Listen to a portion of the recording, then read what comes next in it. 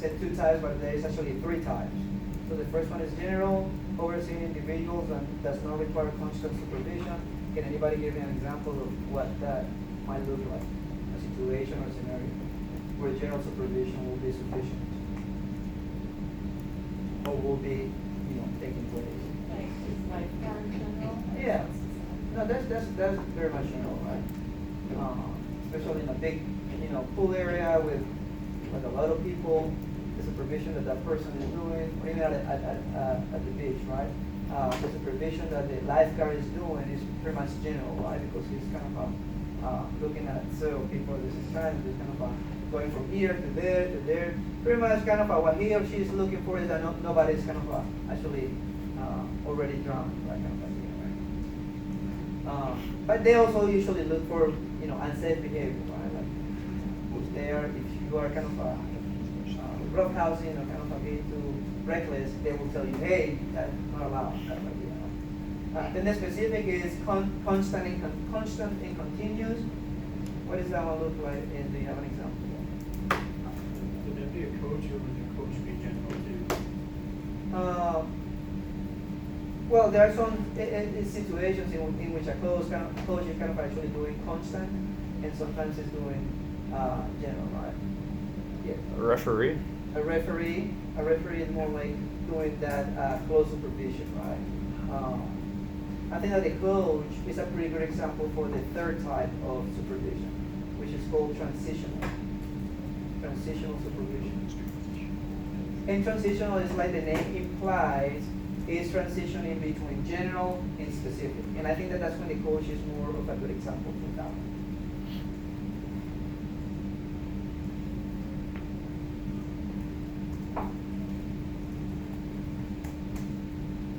So types of supervision, we have general, we have specific, and we have transitional, right? So three types.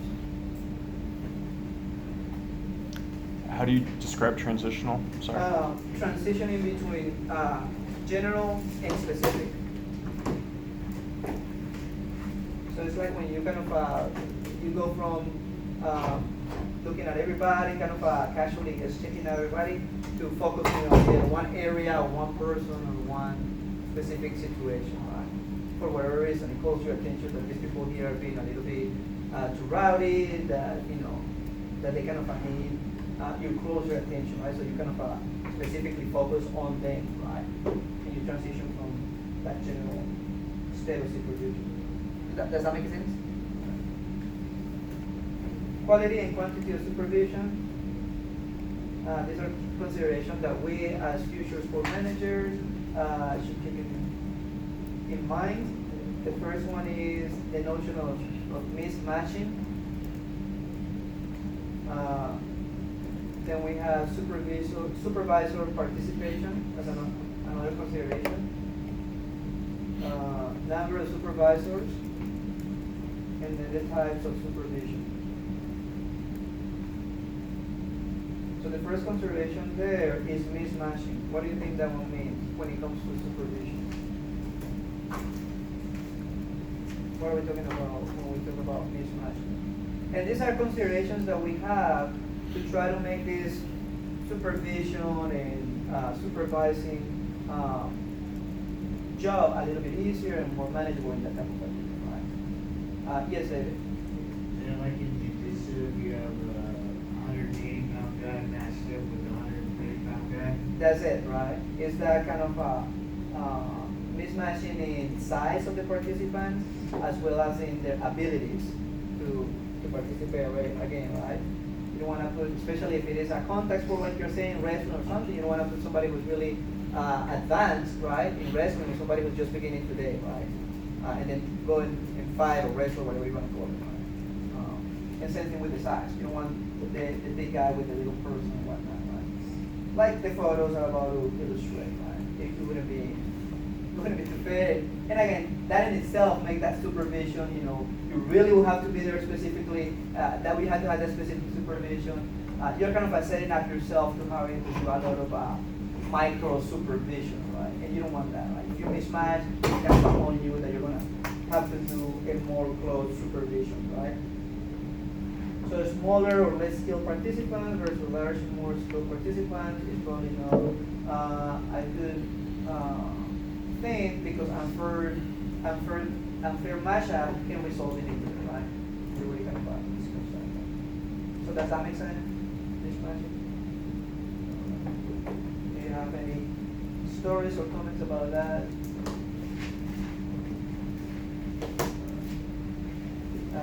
Supervisor participation. What happens when an individual is injured because the coach participated in the activity?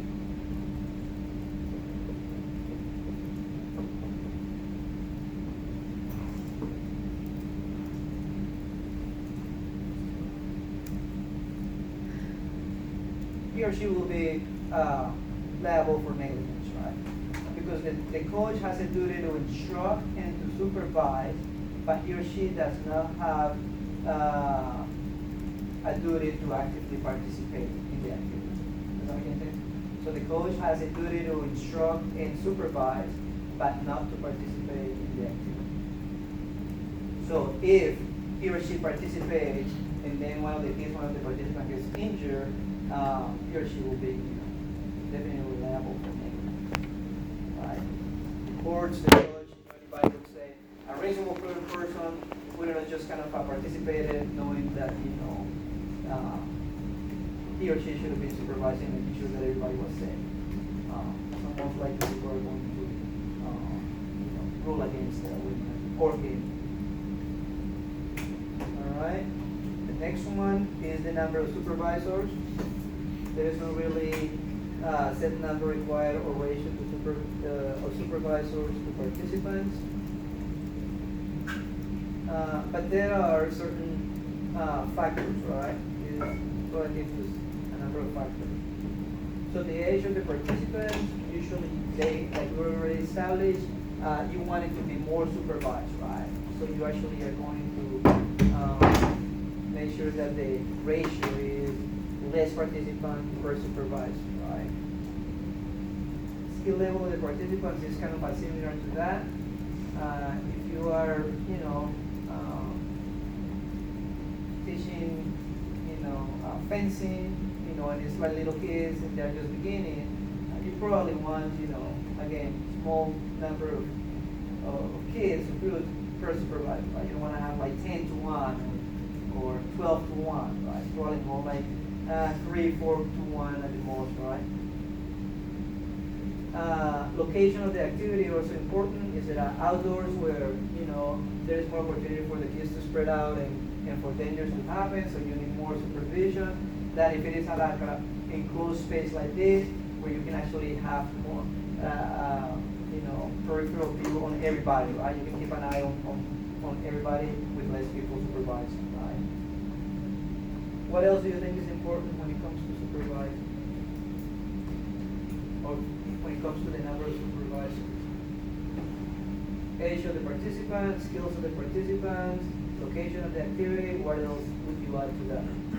Age of the supervisors. Age of the supervisors? Is that what you said? Yeah, that would be important, right? And that's when we talk about like quality, that's one of the important things, right? Because they have to be knowledgeable, right? The supervisors need to be knowledgeable about, they have to know what they're supervising for, what they're looking for, right? And safe behavior, they have to be able to recognize it. They have to be able to have authority over the participants as well, right? So the age of and the experience of them should be important as well.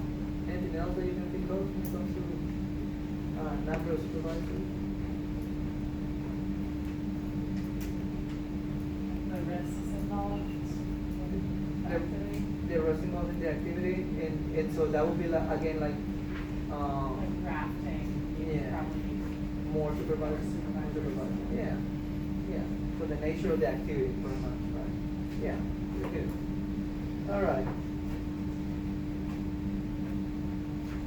So that's a pretty good way to stop that conversation. But we have to do something else.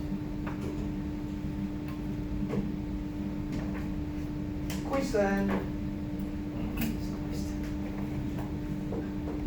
So, huh?